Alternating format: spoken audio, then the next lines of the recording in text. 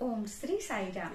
परमाराध्य परम प्रेममय परम करुणामय प्राणसखा भगवान का चरण कमल रे कोटि कोटि प्रणति जणे आरंभ करिबा भगवान कर अवतार बाणी। भगवान आमको कौन संदेश देउछंती आसंत सुनिबा। दिव्य स्वरूप गण सचिंता और त्याग भावर अभिवृद्धि कर। दिव्य आध्यात्मिक चिंता सदा सर्वदा विकसित कर। मैत्री भाव अनुशीलन कर।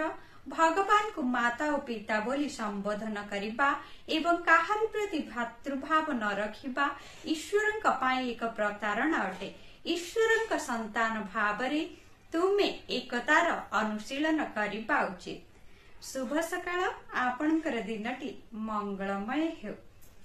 जय साईराम।